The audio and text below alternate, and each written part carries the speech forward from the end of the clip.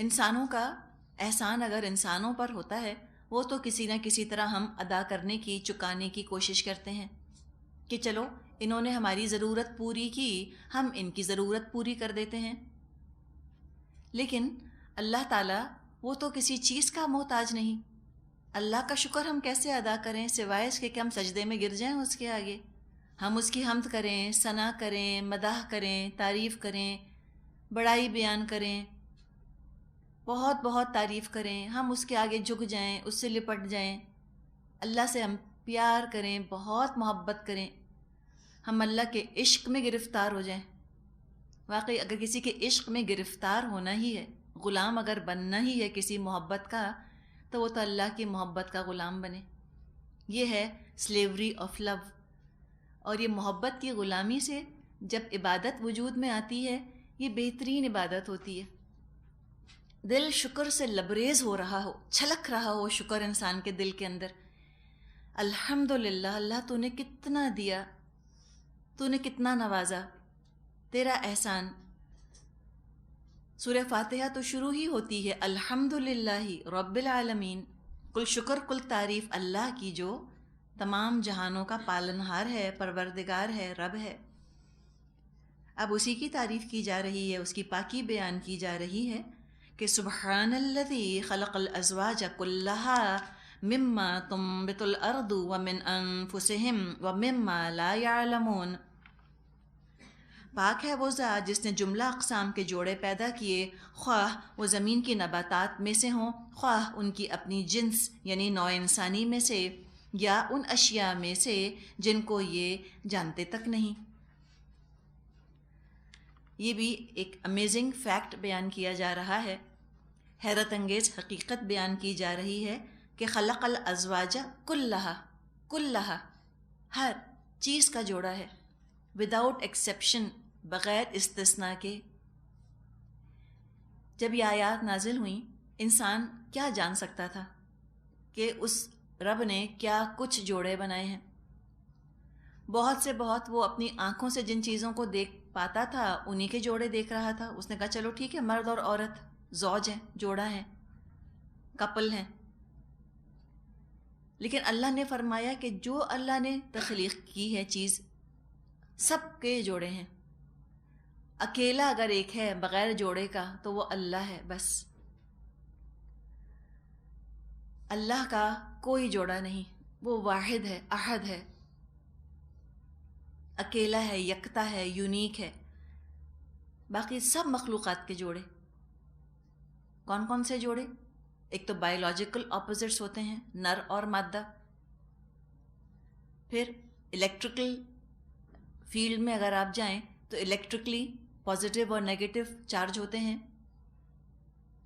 پھر میگنیٹ کے حساب سے بھی جوڑا ہے، north and south magnetic poles, یہ بھی جوڑا ہے۔ فزکس کے بیسک پرنسپلز میں سے، بنیادی اصولوں میں سے ہے کہ پروٹون اور الیکٹران یہ بھی جوڑا ہے، ایک پازیٹیو چارج رکھتا ہے، ایک نیگیٹو چارج رکھتا ہے۔ پھر قوت کو اگر دیکھیں، فورسز کو، اس میں دو جوڑے ہیں، اٹریکشن اور ریپلژن۔ کائنات کو بھی جب سائنسدانوں نے دیکھا، اس کا مشاہدہ کیا، تو انہوں نے دیکھا کہ دو عظیم الشان نشانیاں ہیں جو کہ کائنات میں نظر آتی ہیں۔ ایک بہت بڑی نشانی جو کہ حال ہی میں دریافت ہوئی، بلیک ہولز، کہ جہاں روشنی جا کر جذب ایسی ہو جاتی ہے کہ، اور ایسی وہ ایک جگہ ہے جہاں پہ تمام اصول گڑبڑ ہو جاتے ہیں۔ اتنی ڈینس ہے، اتنی زیادہ اس کے اندر گریوٹی ہے کہ لائٹ بھی اسکیپ نہیں کر سکتی، یہ تبھی تو بلیک ہول کہتے ہیں اس کو۔ تو یہ کائنات میں جگہ جگہ بلیک ہولز ہیں جہاں کہ کچھ روشنی نہیں۔ اس کا بھی جوڑا انہوں نے دریافت کیا، کوارسرز کہتے ہیں ان کو، کیو سے۔ ان میں بہت زیادہ انرجی ریلیز ہوتی ہے، بے انتہا روشن ہے وہ۔ ہر چیز کا اللہ نے جوڑا بنا دیا۔ جب دنیا میں ہر چیز کے جوڑے ہیں تو کیا دنیا کا اپنا جوڑا نہ ہوگا؟ دنیا کا بھی تو جوڑا ہوگا، آخرت جوڑا ہے دنیا کا۔ اسی طرح ہدایت اور گمراہی بھی تو جوڑا ہے، یہ بھی تو جوڑا ہے۔ اگر گمراہی نہ ہوتی تو ہدایت بے معنی چیز تھی، اور ہدایت نہ ہوتی تو گمراہی بے معنی چیز تھی۔ تو اللہ تعالیٰ نے یہ چیز بھی سامنے رکھ دی ہے، ہر چیز کا جوڑا بنایا گیا۔ یہ تو چند موٹی موٹی باتیں ہیں جس کی ہم نے بات کی۔ ابھی تو واللہ عالم وہ جو فرمایا ہے کہ وَمِمَّا لَا يَعْلَمُونَ، ان اشیاء کے بھی اللہ نے جوڑے بنائے ہیں جو یہ جانتے ہی نہیں۔ زمین سے جو اگتا ہے اس میں بھی جوڑے ہیں، ان کے اپنے اندر جو کچھ پایا جاتا ہے وہ بھی جوڑوں کی شکل میں ہے، یعنی یہ خود بھی جوڑے جوڑے ہیں، مرد اور عورت۔ اور آپ دیکھیں کہ جو ہمارے اعضاء ہیں وہ بھی سب جوڑوں جوڑوں کی شکل میں ہیں۔ کہنے کو ہم سمجھتے ہیں کہ شاید بھیجا تو ہمارا ایک ہی ہے، لیکن اس کو بھی دو حصوں میں ڈیوائڈ کرتے ہیں نا، دو ہیمسفیئرز، رائٹ اینڈ لیفٹ ہیمسفیئر میں ڈیوائڈ کرتے ہیں۔ دل دیکھنے میں ہمیں لگتا ہے ایک ہے، لیکن دل بھی تو ڈیوائیڈڈ ہے نا، اس کے بھی تو پارٹیشنز ہیں۔ تو ہر چیز کا اللہ نے جوڑا بنایا ہے، اور اللہ جانے اور کیا کچھ ابھی باقی ہے جو کہ دریافت نہیں ہو پایا۔ اللہ کی قدرت ہے، سبحان اللہ، اللہ پاک ہے ہر عیب سے۔ جو اس نے فرما دیا ہر چیز اس کی 100% درست۔ پھر ایک اور نشانی کا ذکر کیا گیا، وَآیَةٌ لَهُمُ اللَّيْلُ نَسْلَخُ مِنْهُ النَّهَارَ فَإِذَا هُمْ مُظْلِمُونَ۔ ان کے لیے ایک اور نشانی رات ہے، ہم اس کے اوپر سے دن ہٹا دیتے ہیں تو ان پر اندھیرا چھا جاتا ہے۔ نسلخو سین لام خوا مادہ ہے، اس کا مطلب ہوتا ہے کھال اتارنا، ٹو اسکن سم تھنگ۔ سانپ جب اپنی کیچلی بدلتا ہے اس کے لیے بھی یہی لفظ استعمال ہوتا ہے۔ تو جانور کی کھال اتارنا یا کسی چیز پر سے غلاف اتار دینا، یہ مطلب ہے سلخہ کا، یا کسی کا کسی چیز میں سے گزر جانا۔ ہم نے سورہ اعراف میں پڑھا تھا فَانْسَلَخَ مِنْهَا، وہ نکل بھاگا اللہ کی آیات میں سے ایک شخص۔ تو اب یہ آپ دیکھیے کیا خوبصورت بات ہے کہ رات ایک نشانی ہے۔ جو زمین ہے نا وہ اپنی ذات سے تو اندھیری ہے، زمین کو دیکھا جائے اس میں روشنی کا کوئی بندوبست نہیں۔ سورج کی روشنی تو ایک لحاف کی طرح، بلینکٹ کی طرح، کمفرٹر کی طرح اوپر سے اڑائی جاتی ہے زمین کے اوپر۔ جب اللہ چاہتا ہے وہ اللہ سورج کی چادر کو کھینچ لیتا ہے، جیسے کہ غلاف ہٹا دیا گیا، اور زمین پھر اندھیری کی اندھیری رہ جاتی ہے۔ کتنی پیاری بات ہے، آپ یہ دیکھیں، زمین مٹی سے بنی ہے نا، مٹی ہے یہاں پر، مٹی اپنی ذات سے اندھیری ہوتی ہے، ڈارکنیس ہے اس کے اندر، اندھیرے ہیں اس کے اندر، ظلمات ہیں مٹی میں، اور نور اوپر سے آتا ہے۔ تو ہم دنیا کے رہنے والے، ہم انسان، اگر ہمیں ہمارے حال پہ چھوڑ دیا جاتا، ہم ہدایت کا نور نہ پا سکتے۔ وہ تو اللہ نے اوپر سے وحی بھیجی، بین روشن نور بھیجا اللہ نے نبی اکرم صلی اللہ علیہ وسلم کے ذریعے، تو ہم روشنی دیکھ سکے، ہم زندگیوں کو روشن کر سکے۔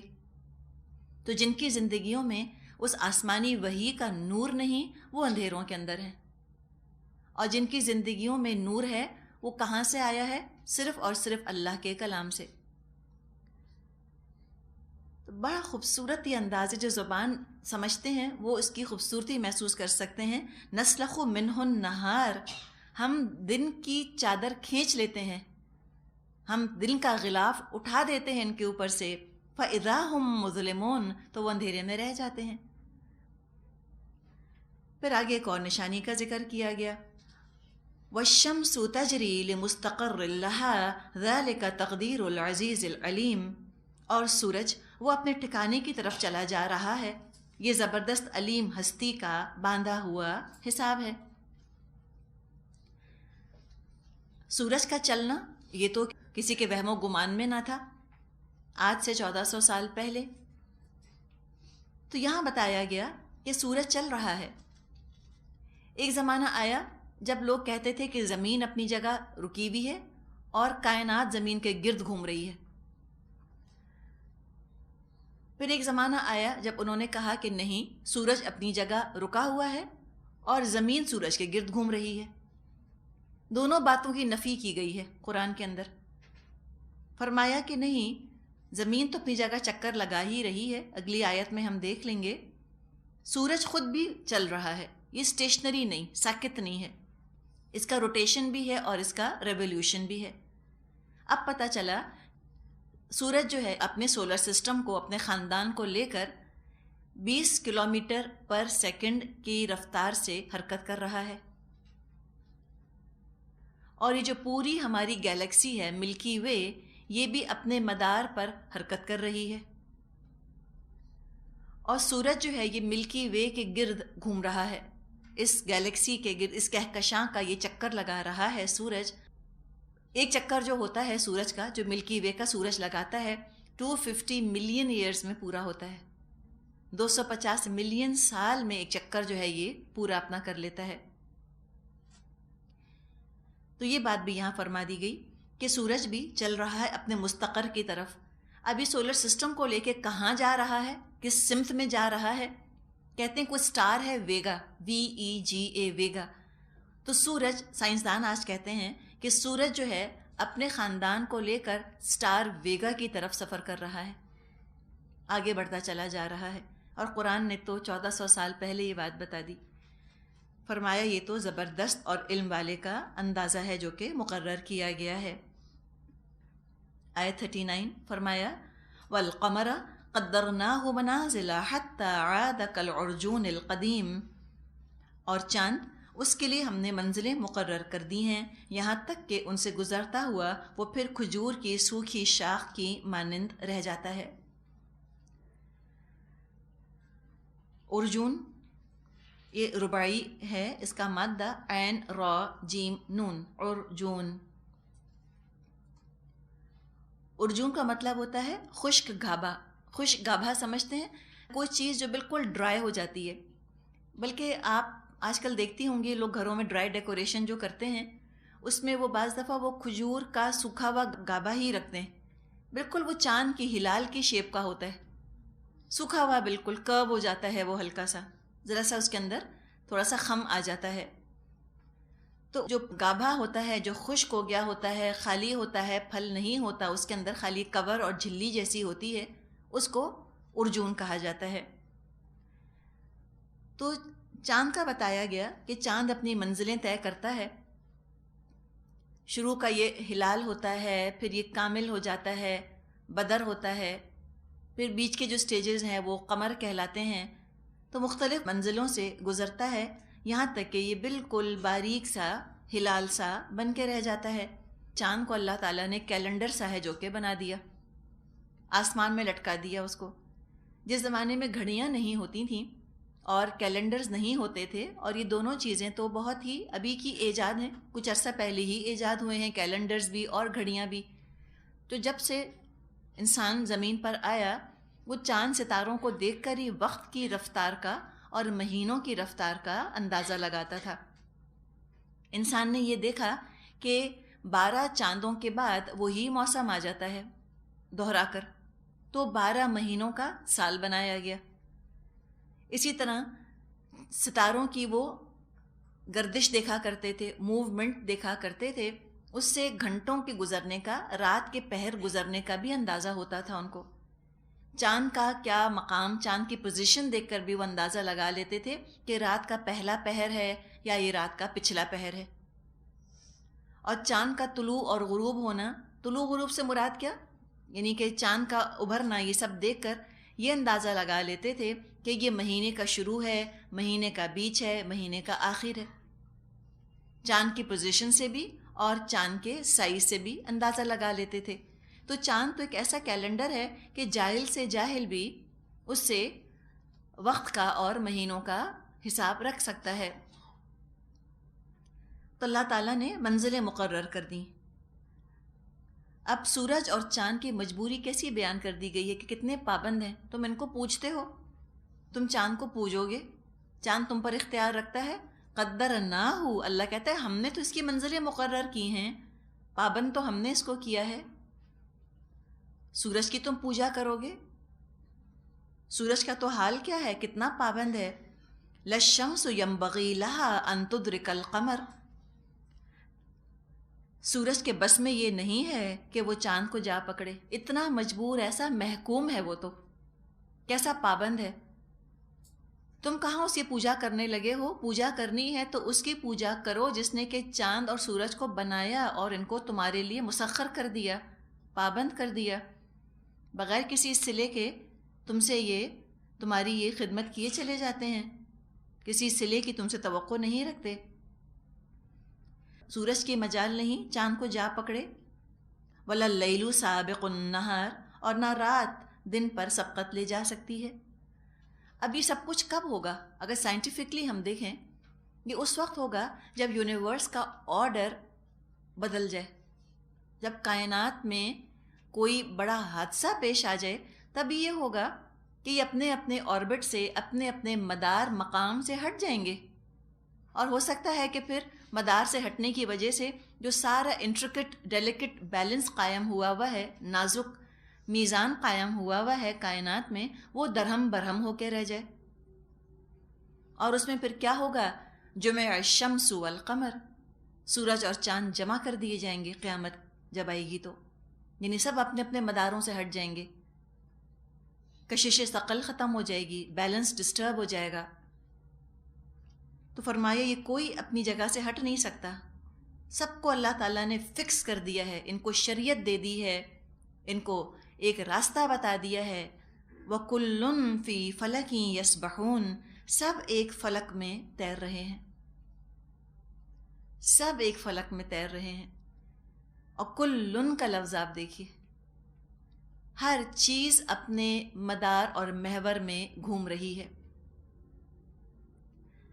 سبح کا مطلب ہوتا ہے تیرنا۔ اگر آپ دیکھیں تو یہ چیزیں لگ رہا ہے نا کہ تیر رہی ہیں، جیسے خاصی خاموشی کے ساتھ یہ ہیونلی باڈیز موو کرتی ہیں پانی میں، جیسے کہ کوئی تیرنے والا تیرتا ہے، ایسے یہ سب چیزیں جو ہیں یہ گھوم رہی ہیں، فلوٹ کر رہی ہیں۔ بلکہ اب تو سائنس یہ بھی کہہ رہی ہے کہ کائنات میں جو اسپیس ہے یہ ہمیں تو خالی نظر آتی ہے، ہمیں لگتا ہے کچھ نہیں، کہتے ہیں اس میں بھی ہے، ایتھر کہتے ہیں، ایتھر، ETHER، ایتھر، کہ ایتھر نام کی کوئی چیز ہے جس سے کہ کائنات بھری ہوئی ہے۔ جیسے کہ پانی ہوتا ہے پول کے اندر جس میں کوئی تیرنے والا تیرتا ہے، اسی طرح یہ اسپیس ہے، یہ بھری ہوئی ہے ایتھر سے، جس میں کہ یہ ساری ہیونلی باڈیز تیر رہی ہیں۔ واللہ عالم۔ لیکن ہر چیز کا ذکر کیا گیا، صرف چاند سورج کا نہیں، ہر چیز کا ایک تو اللہ تعالیٰ نے مدار مقرر کر دیا۔ ایک دفعہ آپ نے پریزنٹیشن دیکھی تھی، آپ کو یاد ہوگا، کیسے اس میں آربٹس ہیں، جو جتنی بھی ملکی وے یا بڑی بڑی گیلیکسیز ہیں یہ ایک مدار میں گھوم رہی ہیں، ان کے اندر سولر سسٹمز ہیں وہ اپنے مدار میں گھوم رہے ہیں، ان سولر سسٹمز کے اندر سٹارز ہیں، جیسے کہ سورج ایک سٹار ہے نا، وہ اپنی مدار میں گھوم رہا ہے، پھر سٹارز کے اپنے سیارے ہیں، پلانٹس ہیں، وہ گھوم رہے ہیں، پھر ان سیارے ہیں، سیاروں کے اپنے چھوٹے چھوٹے جیسے کہ چاند وغیرہ ہے نا، یہ ان کے اپنے موجود ہیں کہ کشش کے دائرے کے اندر رہنے والے یہ چھوٹے چھوٹے ستارے ہیں، یہ اپنی جگہ گھوم رہے ہیں۔ کلٌ فی فلک یسبحون، اور کوئی کسی سے نہیں ٹکراتا۔ بہت ہی کم ایسا ہوتا ہے کہ کوئی چیز کسی سے ٹکرا جائے، ہر چیز اپنے مدار میں تیر رہی ہے۔ سائنسدانوں کا کہنا یہ بھی ہے کہ بعض دفعہ دو گیلیکسیز ایک دوسرے میں سے پاس ہو جاتی ہیں، گزر جاتی ہیں، اور کوئی چیز کسی سے ٹکراتی نہیں ہے جا کر، جبکہ ایک ایک گیلیکسی کے اندر 60 بلین سٹارز ہوتے ہیں۔ تو سوچیں کہ پھر ان کے اپنے کتنے پلانٹس ہوتے ہوں گے، اور پھر ان کے اپنے جو ہیں وہ سیٹلائٹس ہوتے ہوں گے، ہر چیز اپنے مدار میں ہے۔ اس کے علاوہ اس کو اگر دیکھا جائے تو اللہ نے تو ہر چیز فرمائی ہے۔ یہ میز ہے مثال کے طور پہ، ہمیں لگ رہا ہے نا کہ ساکت اور سامت ہے جیسے، بالکل، لیکن یہ ساکت تو نہیں ہے۔ سائنس نے بتایا کہ یہ ایٹم سے بنی ہوئی ہے، اور ایٹم کے اندر الیکٹرانز تو گھوم رہے ہیں، حرکت کر رہے ہیں، تو دیکھنے میں ساکت ہے لیکن حرکت کر رہی ہے ہر چیز اس کے اندر۔ تو کیا اللہ کی قدرت ہے کہ ہم سمجھتے ہیں کہ یہ بالکل ساکت ہے، اندر اس کے حرکت ہے، تو ہو سکتا ہے کہ ہم سمجھ رہے ہوں کہ یہ صامت ہے، یہ سن نہیں سکتی یا بول نہیں سکتی، بولے گی قیامت کے دن۔ قرآن میں یہ مضمون آگے ہم پڑھیں گے، ہماری جلدیں گواہی دیں گی، ہر چیز گواہی دے گی، یہ میز بھی گواہی دے گی قیامت کے دن۔ یہ کیوں نہیں بولے گی؟ حرکت ہے اور ہمیں نظر نہیں آ رہی، تو بولنا کون سی بعید چیز ہے؟ تو اللہ کی قدرت سے کچھ بعید نہیں، ایمان جو لے آتا ہے وہ بڑا ہی پرسکون ہو جاتا ہے. مومن سب سے زیادہ ایڈوانس ہوتا ہے سائنس کے لحاظ سے بھی اور براڈ مائنڈڈنس کے لحاظ سے بھی. کسی چیز کو امپاسبل کہہ کے ریجیکٹ نہیں کرتا. یہ بڑا ہی تنگ نظری کا اور تنگ ذہنی والا رویہ ہے کہ کہہ دیا جائے کہ دس از امپاسبل. جیسے کہ کافر کہہ دیتے ہیں کہ امپاسبل کہ اللہ دوبارہ زندہ کرے، امپاسبل کہ یہ میز میرے بارے میں گواہی دے، یا ناممکن ہے کہ زمین گواہی دے کہ میں نے اس پر کیا کام کیے تھے. ہم نے تو پڑھا ہے کہ زمین تو تحدث اخبار رہا، وہ تو ساری باتیں بیان کرے گی. زمین تو قیامت کے دن بولے گی وہ ان ربک اوحی لہا، اس کے رب نے اس کو حکم دیا ہوگا، یہ اپنے رب کا حکم پورا کرے گی. تو یہ امپاسبل تو لا علم لوگ کہتے ہیں، بغیر ایمان والے کہتے ہیں امپاسبل. ایمان والے نہیں کہتے، کہتے ہیں بالکل پاسبل ہے، بالکل ممکن ہے، میرا رب سب کر سکتا ہے. اور سائنس بھی اس کا انکار نہیں کرتی. سائنس خود اینڈلیس پاسبلٹیز کی بات کرتی ہے. ایک اور آگے آیت بیان فرمائی، وَآیَةٌ لَهُمْ أَنَّا حَمَلْنَا ذُرِّيَّتَهُمْ فِي الْفُلْكِ الْمَشْحُونِ. ان کے لیے یہ بھی ایک نشانی ہے کہ ہم نے ان کی نسل کو بھری ہوئی کشتی میں سوار کر دیا. وَخَلَقْنَا لَهُم مِّن مِّثْلِهِ مَا يَرْكَبُونَ، اور ان کے لیے ویسی ہی کشتیاں اور پیدا کیں جن میں کہ یہ سوار ہوتے ہیں. مشحون مادہ اس کا شین نون ہے، مطلب ہوتا ہے بھرا ہوا، فل. ٹرکس جو ہیں جو سامان لے کر ادھر سے ادھر چلتے ہیں، ان ٹرکس کو بھی شاحن کہا جاتا ہے. شاحن اس لیے کہ کارگو ٹرانسفر کر رہے ہوتے ہیں ایک جگہ سے دوسری جگہ. اب سوار تو کیا تھا اللہ تعالیٰ نے نوح علیہ السلام کو کشتی میں اور ان کے ساتھیوں کو،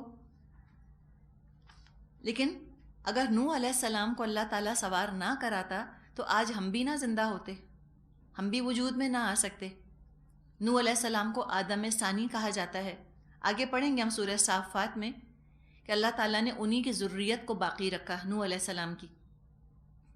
تو ان کو بچانا کشتی میں دراصل ہم سب پر احسان ہے. اگر کسی نے ہمارے والدین پہ احسان کیا ہوتا ہے، فیور کیا ہوتا ہے، تو وہ احسان اولاد کے لیے بھی تو ہوتا ہے. والدین کو اگر فائدہ پہنچا تو وہ اولاد کو بھی فائدہ پہنچتا ہے. اور فرمایا کہ ہم نے ایسی ہی کشتیاں اور پیدا کر دیں جن پہ کہ یہ سوار ہوتے ہیں. یعنی ایک زمانہ تھا جب سواری کے لیے تو جانور ہوا کرتے تھے یا کشتیاں سمندر میں سواری کے لیے استعمال ہوتی تھیں، اور اب تو اللہ تعالیٰ نے کیا کیا سواریاں پیدا کر دیں. گاڑیاں ہیں اور ہوائی جہاز ہیں اور اسپیس شٹلز ہیں اور سب مرینز ہیں، آب دوزے ہیں، کیا نہیں ہے. تو یہ سب کچھ دراصل اللہ ہی کے اذن سے، اللہ ہی کی اجازت سے انسانوں نے تمام ایجادات کی ہیں، انوینشنز کی ہیں. لیکن کوئی یہ نہ سوچے کہ ہم نے اپنی عقل استعمال کر کے ایسی عظیم الشان، ایسی ہائی ٹیک قسم کی سواریاں بنا لیں اور اب ہماری ٹیکنالوجی ہمیں بچائے گی، اور اللہ سے انسان بے نیاز ہو جائے ٹیکنالوجی کے ایڈوانسمنٹ کی وجہ سے. وہ بھی نقطہ نظر پرسپیکٹو درست کر دیا گیا. فرمایا ان نشأ نغرقہم فلا صریخ لہم ولا ہم ینقذون الا رحمتا منا ومتاعا الی حین. ہم چاہیں تو ان کو غرق کر دیں، کوئی ان کی فریاد سننے والا نہ ہو اور کسی طرح یہ نہ بچائے جا سکیں. بس ہماری رحمت ہی ہے جو ان کو پار لگاتی ہے اور ایک وقت خاص تک زندگی سے متمتع ہونے کا موقع دیتی ہے. صریخہ صاد را خا مادہ ہے، مطلب ہے فریاد کے لیے چیخ مارنا، کسی سے فریاد کرنا. تو یہ صریخ جو ہے فریاد سننے والے کے لیے بھی آتا ہے، فریاد کرنے والے کے لیے بھی آتا ہے، دونوں کے لیے آتا ہے یہ لفظ. تو یہاں مراد ہے کہ کوئی ان کی فریاد سننے والا نہ ہوگا. مصرخ ہم پڑھ چکے ہیں پہلے نا، فریاد سننے والا یا فریاد کرنے والا، یہاں سننے والے کے معنوں میں ہے. تو یہ بتا دیا کہ تمہاری ٹیکنالوجی تم کو نہیں بچائے گی، تمہارا علم تم کو نہیں بچائے گا، بچانے والا تو اللہ ہے، اللہ ہی کی رحمت ہے جس کو چاہتا ہے زندگی کی مہلت دے دیتا ہے. زندگی تم گزار رہے ہو، جب تم موت کی ڈبکیوں میں آ جاؤ گے، غمرات الموت میں آ جاؤ گے، اللہ کی رحمت ہی پار لگائے گی اس وقت. جیسے زندگی میں اللہ کی رحمت ہی تم کو خیریت سے، حفاظت سے ایک جگہ سے دوسری جگہ لے جاتی ہے. گاڑیاں ہی دیکھ لیجئے، ہم گاڑیوں میں بیٹھتے ہیں، ہم دعا پڑھ کے بیٹھتے ہیں نا کہ سبحان الذی سخر لنا ھذا، کہ اللہ تعالیٰ کا شکر احسان کہ اس نے اس چیز کو مسخر کر دیا ہمارے لیے. وما کننا لہ مقرنین، ہم تو اس کو قابو میں لانے والے نہ تھے. تمام تر اسکل کے باوجود ایکسیڈنٹس ہو جاتے ہیں گاڑیوں کے، وہ تو اللہ کی حفاظت ہوتی ہے. ہوائی جہاز کریش ہو جاتے ہیں، جہاز ڈوب جاتے ہیں، اسپیس شٹلز تباہ ہو جاتی ہیں، سب مرینز تباہ ہو جاتی ہیں. پچھلے دنوں آپ نے سنا ہوگا رشین نیوکلیئر سب تھی، کس بے بسی کی موت آئی ہے لوگوں کو اس کے اندر. اتنی ہائی ٹیک، اتنی ایڈوانسڈ سب مرین تھی، لیکن وہ اس کو ریسکیو نہ کر سکے، وہ نہ بچ سکی، اور جو لوگ اس کے اندر تھے وہ سب مرین ہی ان کی قبر بن گئی. اور ہوائی جہازوں کا اور اسپیس شٹلز کا اور یہ شپس وغیرہ کا تو ہم آئے دن سنتے رہتے ہیں، ایکسیڈنٹ ہم جس کو کہتے ہیں. تو حقیقت ہے کہ اللہ بچاتا ہے، ہم نہیں بچا سکتے اپنے آپ کو، ہم اس چیز کو قابو کر نہیں سکتے. اللہ ہی نے عقل دی، سمجھ دی، تو لوگوں نے ایجادات کی، اور اللہ کی رحمت ہوگی تو وہ ایجاد فائدے کا، رحمت کا سبب بنے گی. اور اللہ تعالیٰ کا حکم ہوگا وہی چیز مشکل کا، پریشانی کا یا موت کا بھی سبب بن سکتی ہے. تو انسان اپنی ٹیکنالوجی کے نشے میں اللہ سے غافل نہ ہو جائے، یہ نہ سوچے کہ ہم ہی سب کچھ ہیں. یہ تو اللہ کی رحمت ہے کہ اس نے ایک مدت تک کے لیے لوگوں کو مہلت دی ہوئی ہے کہ تم فائدہ اٹھا لو. تو لہٰذا اللہ ہی کا تقوی اختیار کرنے کی ہدایت دی جا رہی ہے کہ تم متکبر مت ہو جانا، اللہ سے بے نیاز مت ہو جانا. وَإِذَا قِيلَ لَهُمُ اتَّقُوا مَا بَيْنَ أَيْدِيكُمْ وَمَا خَلْفَكُمْ لَعَلَّكُمْ تُرْحَمُونَ، ان لوگوں سے جب کہا جاتا ہے کہ بچو اس انجام سے جو تمہارے آگے آ رہا ہے اور تمہارے پیچھے گزر چکا ہے، شاید کہ تم پر رحم کیا جائے. تو کیا ہوتا ہے؟ ان کا رویہ بتایا گیا کہ یہ مانتے نہیں. وَمَا تَأْتِيهِم مِّنْ آيَةٍ مِّنْ آيَاتِ رَبِّهِمْ إِلَّا كَانُوا عَنْهَا مُعْرِضِينَ، ان کے سامنے ان کے رب کی آیات میں سے جو آیت بھی آتی ہے اس کی طرف یہ توجہ ہی نہیں کرتے. یعنی ایسا اپنے بڑائی کے زوم میں اپنی ٹیکنالوجی کی ترقی سے اتنا خود ہی متاثر ہو جاتا ہے انسان، اپنے آپ سے خود ہی اتنا امپریس ہو جاتا ہے کہ پھر یہ اللہ کو ماننا بھی نہیں چاہتا. ایمان اخلاق کی دولت سے یہ بالکل ہی محروم ہو جاتے ہیں سائنس کی ترقی کے ساتھ، حالانکہ ایسا ہونا نہیں چاہیے. لیکن آج ہم یہی دیکھ رہے ہیں، اور تاریخ میں بھی ہمیشہ ایسا ہی ہوتا چلا گیا. جب سائنس ٹیکنالوجی نے ترقی کی، with the progress of science and technology, انسان اللہ سے دور ہٹنا شروع ہو گئے. حالانکہ اور زیادہ اللہ کے قریب آنا چاہیے تھا، اور اپنی کم مائیگی کا، اپنی کمزوری، بے بسی کا احساس ہونا چاہیے تھا کہ ہم بنا رہے ہیں یہ چیزیں اور یہ پھر ہمارے بس میں نہیں رہتی. تو کوئی تو ہستی ہے جس کا کہ فیصلہ ہمارے فیصلے کے اوپر نافذ ہوتا ہے. کوئی تو ہے کہ جس کی ملکیت ہے، جس کا اقتدار ہے، جس کا اختیار ہے. تو کیوں نہیں تم جھکتے اس کے آگے؟ تم کیوں نہیں اس کی پناہ تلاش کرتے؟ تم کیوں مغرور ہو جاتے ہو اپنی ایجادات کی وجہ سے اور اپنی ترقی کی وجہ سے؟ تو یہ ان کا حال ہو جاتا ہے کہ یہ اللہ سے رحم بھی نہیں مانگتے. کہتے ہیں اللہ کیا کرے گا، ہم کرتے ہیں جو کرتے ہیں. بڑے بڑے سائنسدان ہیں جنہوں نے کچھ دریافتیں کی اور اس نشے میں ایسے مست ہو گئے کہ جیسے کہ شاید آپ کو بتایا تھا کہ انسرٹینٹی پرنسپل ہے کوئی فزکس کے اندر، اس کے بارے میں اسٹیون ہاکنگز نے کہا، جو اتنے بڑے سائنسدان ہیں، فزسسٹ ہیں آج کے، انہوں نے کہا کہ اللہ کو خود بھی نہیں پتا کہ کل آئندہ کیا ہونے والا، یہ میٹر کیسے بیہیو کرے گا. چونکہ ان کو نہیں پتا، خود نام ہی رکھا انسرٹینٹی پرنسپل، تو کہہ دی کہ اللہ کو بھی نہیں پتا. یہ تکبر کا حال ان کا، کیا سمجھتے ہیں اللہ کو؟ کوئی اندازہ نہ لگایا اللہ کا انہوں نے. وما قدر اللہ حق قدرہ، اللہ کا اندازہ ہی نہ لگا سکے جیسا کہ اس کے اندازہ لگانے کا حق ہے.